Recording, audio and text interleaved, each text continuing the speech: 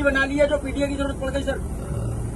मेरे साथी, पीडीए पहले बना, इंडिया बाद में बना, और उसके बाद मैंने कई मौकों पर कहा कि इंडिया गठबंधन जरूर है, लेकिन हमारी स्ट्रेटेजी पीडीए है और पीडीए ही एनडीए को हराएगा। जहां तक सवाल प्रदेश में जहां चुनाव हो रहे हैं, ये बात इंडिया गठबंधन को साफ कर देनी चाहिए थी कि प्रदेश इस पर कोई समझौता नहीं होगा। मुझे लगा जब मध्य प्रदेश के नेता ने और उनके जो पूर्व मुख्यमंत्री रहे, उन्होंने हमसे जब बात की और कहा कि आप किन सीटों को चाहते, तो मैंने उत्तर प्रदेश में या मध्य प्रदेश में जो समाजवादी पार्टी की परफॉर्मेंस थी समय के चुनाव में, वो पूरी परफॉर्मेंस भेज दी। और मैंने उससे कहा कि मध्य प्रदेश में कभी हमारा इस हिस्से से विधायक बन गया, कभी उस हिस्से से विधायक बन गया, और हमारी पार्टी से कई बार कई विधायक बने जो आज दूसरे दल में भी चले गए, कांग्रेस में भी चले गए। और मैंने याद दिलाया कि जिस समय कांग्रेस को समर्थन की जरूरत थी, उसमें सबसे पहले समाजवादी पार्टी के विधायक ने समर्थन किया था और सरकार बनी थी। हम बीजेपी के खिलाफ हैं, और जिस समय भी कांग्रेस के नेताओं से बात हुई, उस समय मैंने कहा कि हम बीजेपी को हराना चाहते हैं, जो हमसे सहयोग लेना चाहो ले लो। और उस समय उन्होंने बैठक करके, रात में 1 बजे बैठ करके, जिसमें हमारी पार्टी के एमएलसी रहे श्याम सुंदर जी, विधायक रहे दीपक, हमारे प्रदेश के अध्यक्ष, पार्टी के संगठन के डॉक्टर मनोज, इन लोगों ने बैठ करके कांग्रेस के वरिष्ठ नेता, दोनों पूर्व मुख्यमंत्रियों से बात की। उन्होंने रात के 1 बजे जब मीटिंग खत्म हुई, उन्होंने आश्वासन दिया कि 6 सीटें लगभग आपको दी जा सकती हैं, और वो खबर अखबार में भी छपी। मुझे भरोसा हो गया कि 6 नहीं, कम से कम 4 दे देंगे।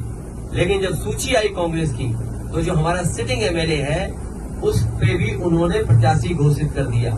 इसलिए मजबूरी में समाजवादियों को अपने जहां मजबूत क्षेत्र है, वहां पर कार्यकर्ताओं की भावना को समझते हुए हमें लड़ाना पड़ रहा है। मैं ये भरोसा दिलाता हूं कि समाजवादी पार्टी उन्हीं सीटों पे लड़ेगी जहां पार्टी का संगठन है, या संगठन उनको कहेगा हम बीजेपी को हराना चाहते हैं, उस लक्ष्य में हम लोग आगे बढ़ेंगे। और जहां तक सवाल है एक कांग्रेस नेता के बारे में, आजमगढ़ का रिश्ता समाजवादियों से बहुत गहरा है। अगर कोई आजमगढ़ पर टिप्पणी करेगा तो वो लोग भी सुनने के लिए तैयार रहे, या फिर सोच समझ करके बोले। अगर अपने बड़े नेताओं से पूछ करके बोल रहे हैं आप, तो बात अलग है। लेकिन अगर आप आजमगढ़ पर कुछ बोलेंगे, जो इमोशन आजमगढ़ से समाजवादियों का है, हो सकता है कांग्रेस का इमोशन रायबरेली अमेठी में भी वही हो। तो हम लोगों ने कभी टिप्पणी रायबरेली अमेठी पे नहीं की, इसलिए उनको सावधान रहना चाहिए। आजमगढ़ जैसी जगह पर उसी तरह के इमोशन का भाव है, इसलिए टिप्पणी करने से पहले बहुत सोचना चाहिए। साधकों को मिल जाती है, मुसलमान भाइयों को मिल जाती है, और बोलते बोलते हमारे मुख्यमंत्री जी कौन सी भाषा भूल गए। इनकी सरकार में 46 में 56 हो जाते।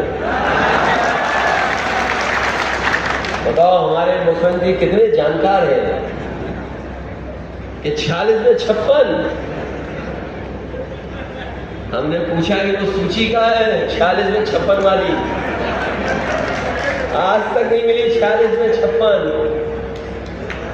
अगर मुख्यमंत्री जी नहीं दे पा रहे हैं, तो कम से कम यहाँ के लोग दे दें, यहाँ के मंत्री घूम रहे हैं। 46 में 56 कौन भरोसा करेगा। और जो नौकरियां यहाँ मिल रही हैं, आप जानकारी कर लेना, इतना भ्रष्टाचार कभी उत्तर प्रदेश में नहीं हुआ।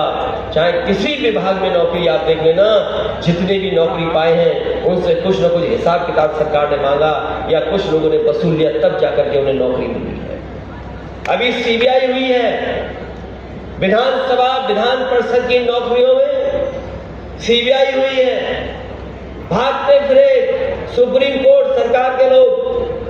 सोचिए, सरकार का जब पर्दाफाश होने लगा तो सरकार के बड़े बड़े लोग सुप्रीम कोर्ट भागे, और कहा कि विधानसभा विधान परिषद की नौकरियों की सीबीआई जांच नहीं करे। कभी सूची निकलवाना विधानसभा विधान परिषद में किन लोगों को नौकरी दिए नहीं, और जो विभागों में नौकरियां बन रही हैं बिना पैसे के किसी को नौकरी नहीं मिल रही।